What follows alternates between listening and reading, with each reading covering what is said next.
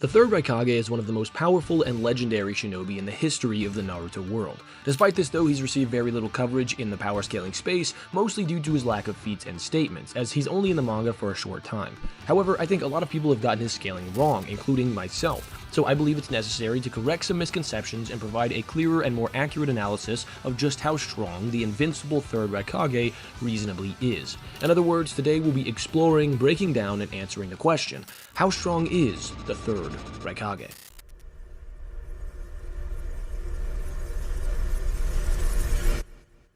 Before we begin breaking that down, first I'd like to give a shout out to my guy Ashton for commissioning this video. I appreciate the support and I'm grateful for the 100. If anyone else is interested in commissioning a video, I have information in my bio regarding that, so feel free to check that out and request one, as commissions are currently open, but it won't always be if I get too many requests. But without any further ado, let's jump right into it. First, let's begin with how the world of Naruto sees the third Raikage. It's not an understatement to say that he was widely considered to be basically superhuman and borderline unstoppable by numerous people in the series, with his reputation having him a tier above the rest, with him being stated to be the only person to go up against a Bijou one-on-one, both unarmed and unarmored. While he normally went up against Gyuki with help, there is one time where he did square off against the Eight Tails in a true 1v1.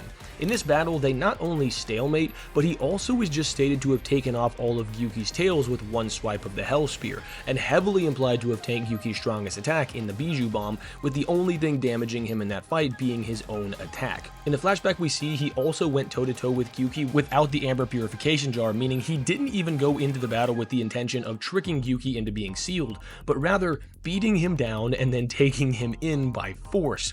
We also know it's not within the third's interest to kill the Eight Tails, as just like Minato with Kurama, it would be within his best interest to keep Gyuki alive as to not cripple the Cloud's military assets. So when he cuts off all of his tails, it's consistent with him trying to abide by that interest, meaning he was inherently holding back and likely just attempting to fatigue Gyuki, which is exactly what he did.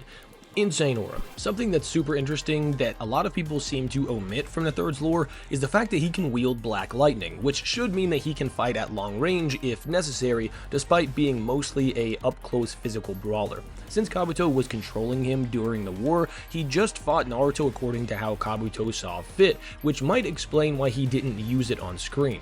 However, the hype and lore behind the black lightning is noteworthy and means that his arsenal isn't just limited to physical brawling and the Hell Stab. The final point I'll make here on his lore is from Dodai, who served as an advisor for both the third Raikage and fourth. Dodai is stated to know the inner workings of their abilities, including the double lariat combo attack, and still regards A as someone who is invulnerable to all attacks, as well as possessing an unstoppable spear, meaning that, according to Dodai, anyone on the level of A4 or below would be unable to harm A3 and unable to defend against his Hell Spear attack. This paints a picture of A3 being a character who can easily bring down characters on A4's level, fight for 3 days in a row, a feat only replicated by the likes of Madara and Hashirama, and bring down the second strongest Bijou single-handedly without any weapons or armor. Needless to say, not many characters in the Naruto world could ever hope to stand up to this absolute monster.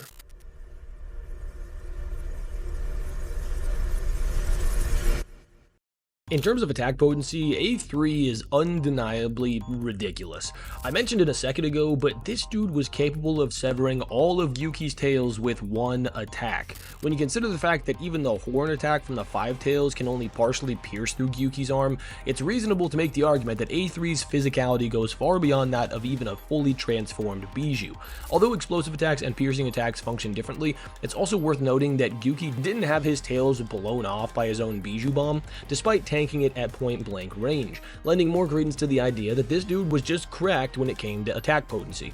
To take it even further, even techniques created to counter his Hell Spear fall short of accomplishing their goal, with Dodai's rubber style, even while bolstered by a wall of earth style in front of it, failed to stop the infamous spearing attack. However, it's not just used for stabbing. The Hell Spear is also used as a slashing sword, capable of negging a minimum of 19 shinobi in the Alliance in an instant with this attack, prompting Naruto, who had already boxed with characters on the level of A4, Edo Itachi, and Edo Nagato, to ask the question, is he even human? We even see that the third's own impenetrable defense falls prey to this ultimate technique, answering the paradox of the strongest sword versus the strongest shield. But just how strong is that supposed ultimate shield?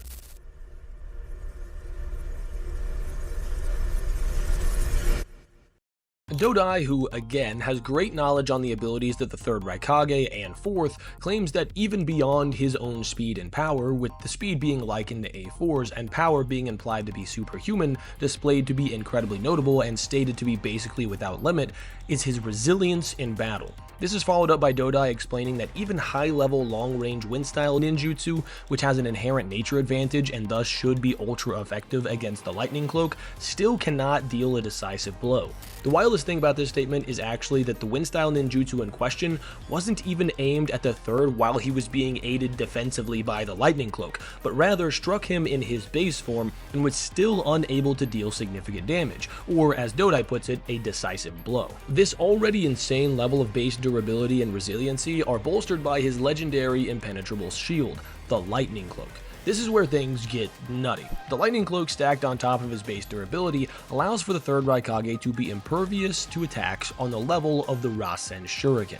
We get told this numerous times. Not only do we see him get hit directly at point blank range by the Rasen Shuriken, amped off of Ninetales chakra, and survive, we also get a few statements that make it even more clear that this level of attack isn't enough to bring down A3 despite the nature advantage. First, the chapter in question is titled The Rasen Shuriken's Limit. This alone doesn't actually lead to the conclusion I'm coming to, but it helps to illustrate the point of what we see in this chapter's primary course of events and what it's trying to communicate to us. Then we get a statement from Dodai saying an attack on the Rasen Shuriken's level isn't enough.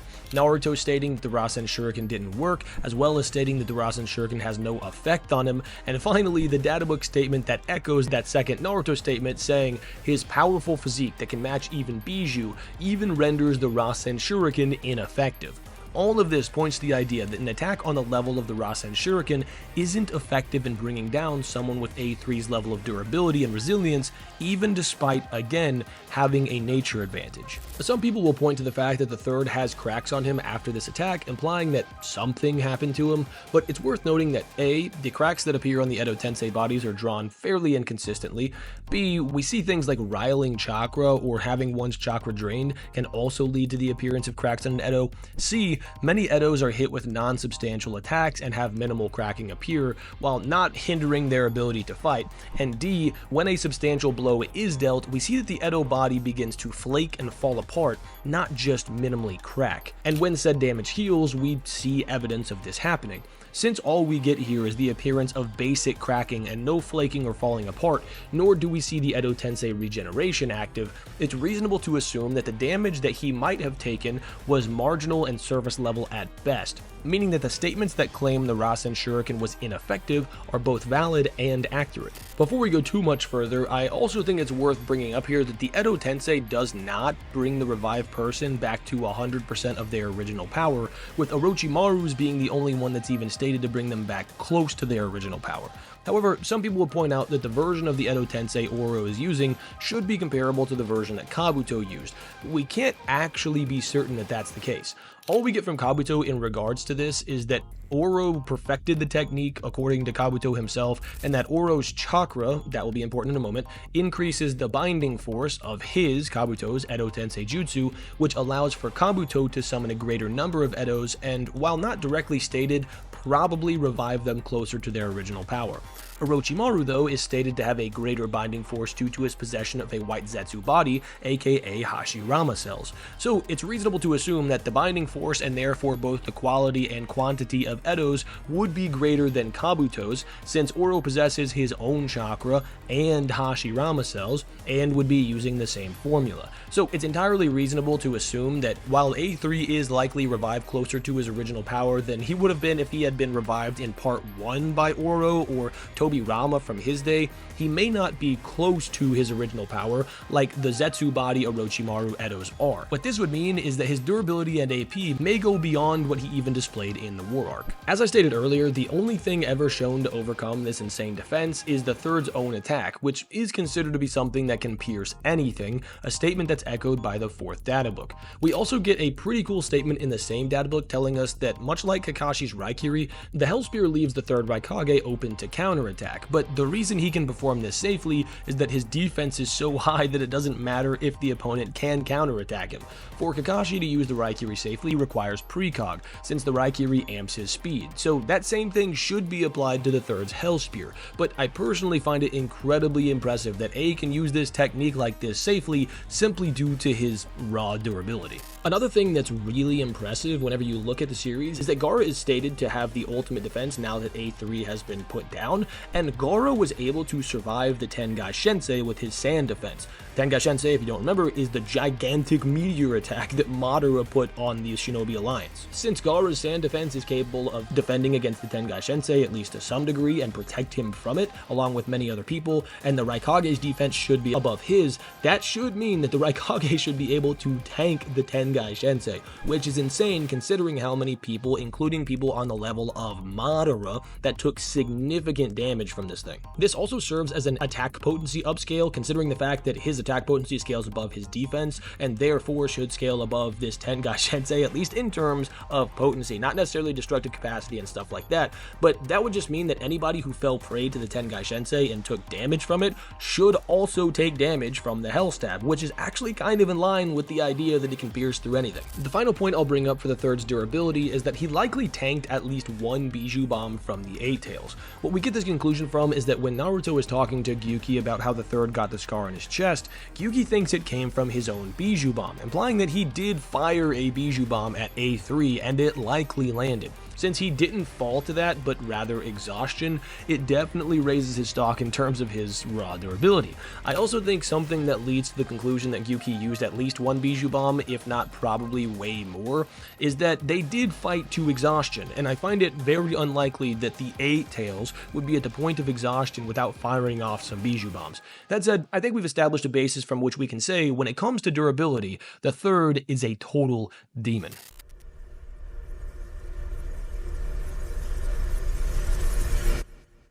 This section is going to be a bit weird and granular because, well, it kinda has to be. So first, let's dig into the feats as they're presented in the manga. Since its feats in the manga are fairly limited, we don't have a lot to work with, but I think what we do have is enough to scale the third speed to a particularly high level. While he does outright blitz and one-tap a bunch of random shinobi, the most impressive feats he displays stem from being able to combat KCM Naruto, Sage Naruto, and the Eight Tails. Let's work through this in the sequence that they were just listed. In regards to KCM Naruto, A3 displays the ability to react to KCM Naruto at close range one time in their fight, showing the capability to register Naruto being right behind him, and in the time it takes for Naruto to deliver a single close range strike, the third is capable of turning all the way around, as displayed by the fact that he's got his back turned to Naruto when he begins the strike, and yet the strike hits him in the front. This would require some level of relativity, but it's certainly not the most impressive thing he does in his encounter with this Naruto. Something that's been consistently displayed in the series from the Final Valley Part 1 to the War Arc is that Naruto's chakra arms are vastly superior to his own normal combat speed. A potential example of this is that Sasuke with his Sharingan precognition is capable of reacting to Naruto's physical combat speed, but then Naruto is able to outright blitz him with the chakra arm from a giant distance away. Some have argued that this is because the Sharingan precog can't predict the movement of the chakra arms, since the Sharingan's precog works by reading the subtle kinetic movements in an opponent's body, such as small muscle twitches, and the chakra arms don't function that way. I don't agree to this because Sasuke says that predicting linear movement is generally easy for the Sharingan, and said chakra arm attack is linear, so it should be able to predict it, but even if that's not the case, it does come from a massive distance away, so it's still impressive nonetheless. Also, we do have another really good example of this in Naruto's fight with Mu. Mu directly reacts to Naruto's combat speed at close range, dodging his incoming strike even after it's super close to him, and then Mu states that his jutsu is faster than Naruto's, in reference to Naruto charging at him with the Rasengan again, while Mu is forming the particle style. This should mean that Mu's analysis of Naruto's combat speed leads him to believe that the particle style should be able to outspeed Naruto's Rasengan strike. However, he then gets directly outsped by Naruto's chakra arm. This pretty firmly establishes that Naruto's chakra arm attack is a decent bit above Naruto's normal striking speed. The reason this is important is that the third blatantly outspeeds these chakra arms when dodging the Rasen Shuriken. You can tell with your eyeballs that this happens, but just in case, I did have a pixel calc done for this that demonstrates this pretty clearly. Shout out to my boy Acolyte. His calc website will be linked in the video description, so go show him some love. I'll have all the numbers and such for the calc on screen, but you can see that for the first dodge, that A3 is a mere 60 centimeters or just under 2 feet away from the Rasen Shuriken in this panel before he starts to dodge. We know he hasn't started his dodge yet because his arm is still up, blocking the sun in his eyes, and then the arm is down after the dodge, along with the fact that his torso and head positions change to get out of the way of it.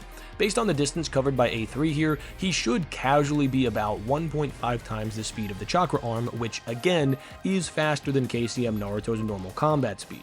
But it gets crazier. You can get the second dodge to a bit higher than that, but while the Rasengan orb in the center of the Rasen Shuriken consistently remains basically the same size, even to the point of detonation, the Rasen Shuriken blade or edge section does not. This actually isn't that weird, since the reason he becomes capable of throwing it and maintaining its shape in flight in the first place is he uses it in Sage mode, which he's not using here. And we see him seemingly put more chakra into it after catching it, at which point it seems to return to its normal size. So it's possible that much like it changes size when it initially slams into Kakuzu, it could begin losing its integrity a bit after being thrown by the KCM chakra hand, which could cause it to shrink a bit in size before it's caught again, especially because it does interact with his lightning cloak, which may have taken a little bit of juice off the edges. That said, due to these factors, it's a bit difficult to calculate the distance he had to travel to dodge this, because we can't establish how big the Rasen Shuriken actually was, but the most reasonable conservative metric that we came up with gets the third to right around 5 times the speed of the Rasen Shuriken's top speed.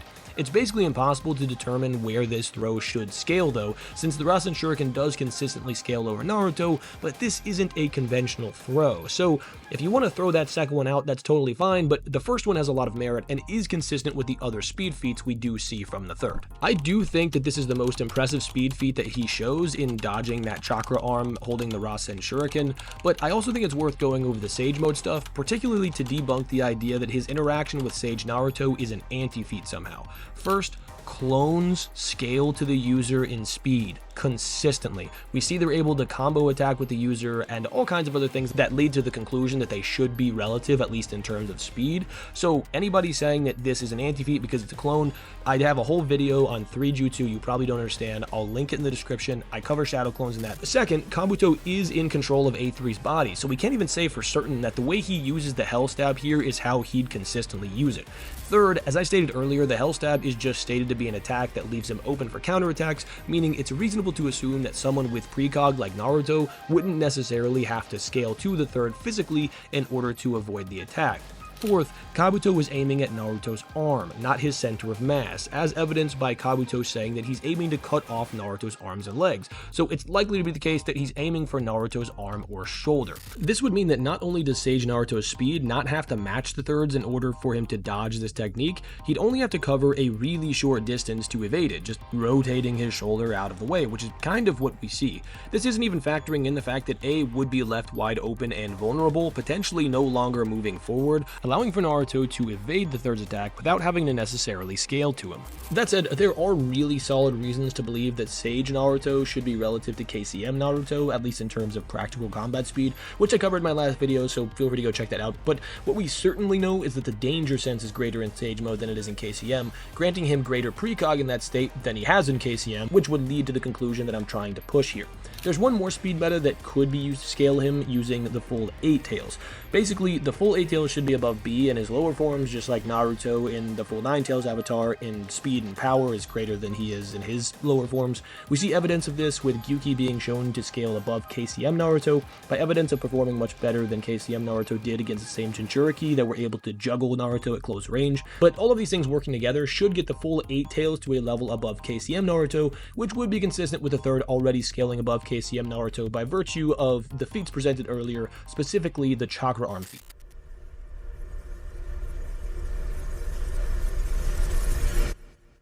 Ashton, who commissioned this video as well as High Life, asked me to include a section where I go over the highest highball interpretation that would be possibly feasible for A3, so based off of what we've established and more, we'll do that here.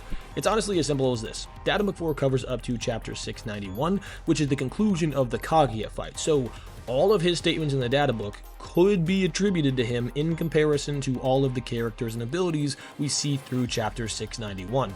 What this would mean is that if you take the, quote, can pierce anything, end quote statement to its furthest logical conclusion, you could assert that there's no defense pre-Final Valley that would withstand his Hell Stab. This would include things like Rinnegan Sasuke's Susanoo, the TSO Orb defense constructs, Late War Gaara's Sand, 6-Path Sage Mode Naruto's Kurama Avatar, Kaguya herself, Kakashi Susanoo the Yata Mirror, and literally everything else in the series up to this point. There's not technically anything wrong with this, outside of it sounding insane, and maybe some technical things that you could call into question and I think successfully argue, but that would get his AP to ridiculous levels, easily clearing that planetary level of potency. You could even build on this further and argue that since the Hell Stab is called the strongest spear and Raikage is described as a spear, this Hell Stab could be asserted to be over the strongest version of the Raikage, the Kamui Raikage.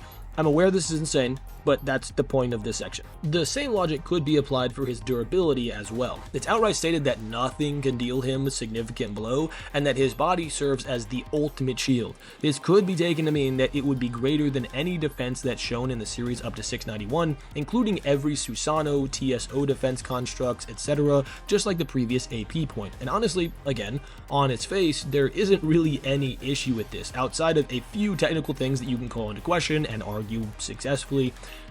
And, well, how absurd it would be for someone who took even skin level damage from the Rasen Shuriken to be able to no-sell Naruto's 6-path amp Rasen Shuriken barrage. If you did take this interpretation for those abilities, he'd still only be KCM plus tier in terms of speed, but if you took the highest end interpretation of his speed, you'd get him to 32 times that of KCM Naruto's Rasen Shuriken, which, if you take the highest end interpretation of that, would be above his own movement speed as well. But he would be able to harm anyone up to 691, shattering through any defense and tank any individual attack, including ones from 6 paths level characters. Again, you do have to obviously ignore quite a few things here, but his peak scaling interpretation would get him to high 6 pass levels in 2 out of the 3 categories at least that generally determine the outcome of fights. Pair that with the fact that he has arguably the greatest stamina feat in the verse, and you have someone who could genuinely be unstoppable outside of hacks. Now, do I agree with this interpretation? Absolutely not. There are a multitude of issues with this scaling, but if you're wondering just how high you can wank his scaling, there you go.